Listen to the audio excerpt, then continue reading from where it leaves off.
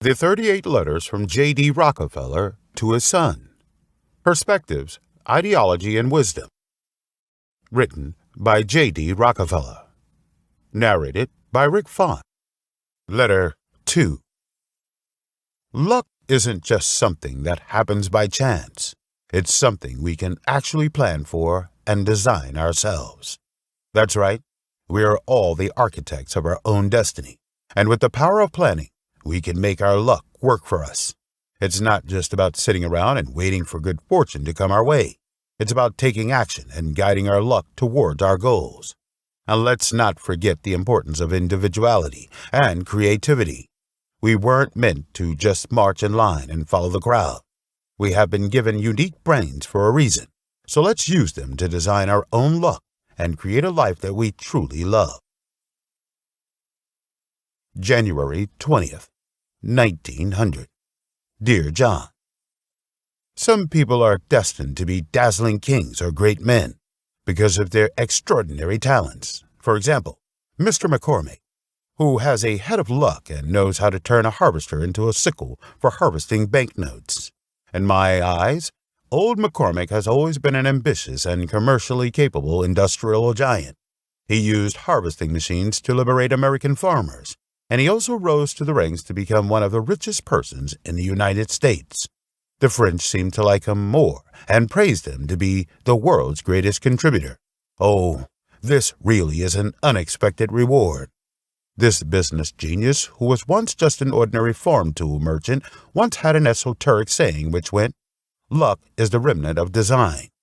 This phrase does sound quite brainy. Does it mean that luck is the result of planning and strategy?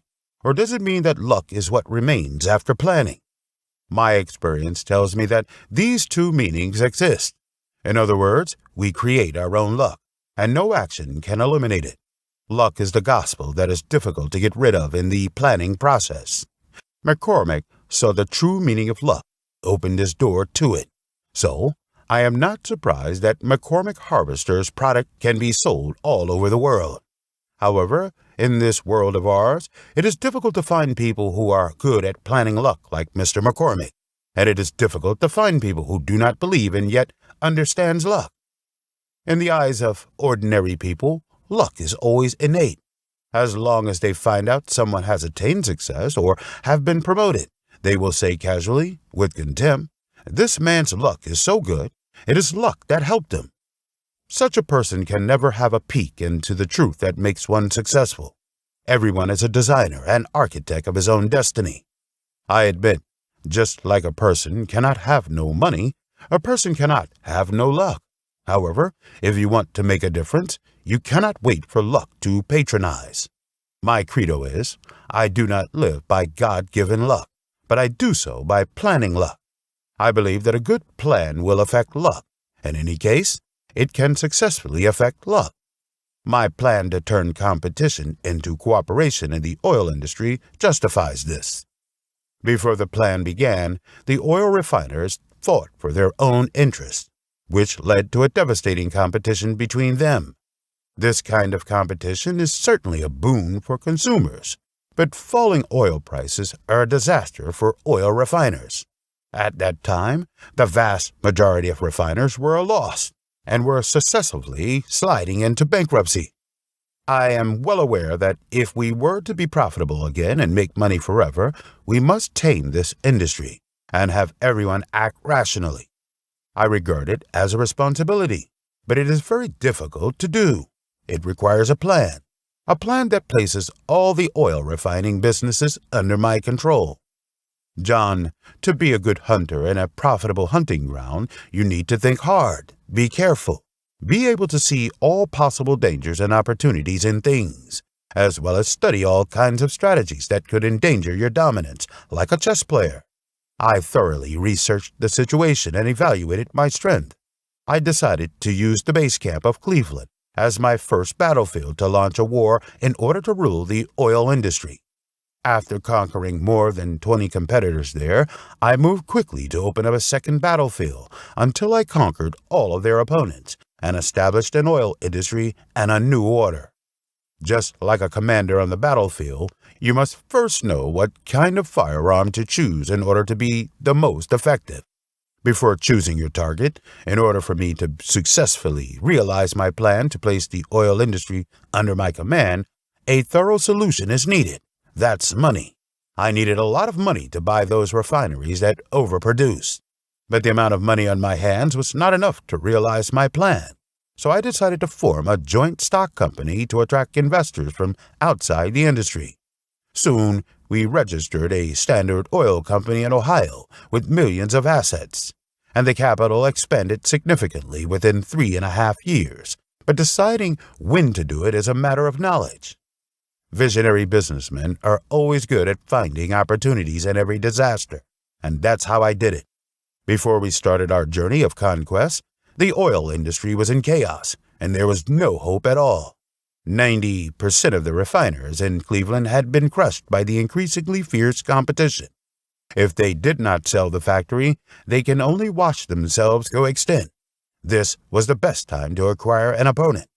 It seems unethical to take an acquisition at times like these, but it really has nothing to do with conscience. An enterprise is like a battlefield, and the purpose of strategic goals is to create the most beneficial state for oneself. For strategic considerations, the first target I chose to conquer was not a small company that was vulnerable, but the strongest opponent, Clark Payne. This company was well known in Cleveland and were ambitious, as they wanted to acquire my Star Oil refinery. But before the opponent decides, I will have to strike first to gain the upper hand. I took the initiative to meet the largest shareholder of Clark Payne, my old friend in middle school, Mr. Oliver Payne, and I told him that the chaotic and sluggish era of the oil industry should end in order to protect the industry that countless families depend on for survival. I wanted to build a huge, high-performance oil company and welcomed him to join. My plan impressed Payne, and finally they agreed to sell the company for $400,000. I know that Clark Payne is not worth that amount at all, but I did not reject him. Acquiring Clark Payne meant that I would gain the title of the world's largest oil refinery and will also serve as a strong pioneer in the industry to efficiently bring together the refiners in Cleveland. This trick really worked. In less than 2 months, there were 22 competitors under the leadership of Standard Oil, which eventually made me the big winner of that acquisition battle. This gave me unstoppable momentum. In the following 3 years, I conquered oil refiners in Philadelphia, Pittsburgh, and Baltimore successively, and became the only master of the oil refining industry in the United States. Come to think about it, I'm lucky if I were to only lament on my bad luck at that time and follow the crowd. I might have been conquered, but I planned my luck. Anything can happen in this world, but nothing can happen without doing anything, reap without sowing. Those who blindly follow the crowd and rules, I view them with disdain. Their brains are entangled with wrong thoughts, as they think that it is worth being complacent just by being able to withdraw themselves. John, for our good luck to continue, we must carefully plan our luck, and planning luck requires a good plan. A good plan must be a good design, and a good design must be able to play a role. You need to know that when designing a good design, you must first consider 2 basic prerequisites. The first condition is to know your goals, such as what you want to do, or even what kind of person you want to become. The second condition is knowing what resources you have, such as status, money, interpersonal relationships, and even abilities. The order of these 2 basic prerequisites is interchangeable. You have an idea or a goal before you start looking for goals that can be achieved from these resources, or you can also mix them together to form the third and fourth methods, such as having a certain goal and a certain resource. To achieve your goal, you need to selectively choose and create some resources, and also own some resources and a goal, to which afterwards you can adjust your goals accordingly. After adjusting the goal according to the resource or the goal, you have a foundation. You can conceive the design structure, and the rest is up to you to fill it with your means and time, while waiting for luck to come. You need to remember that, my son, Designing luck is designing life. So, while you wait for luck, you need to know how to guide your luck. Give it a try. Love, your father.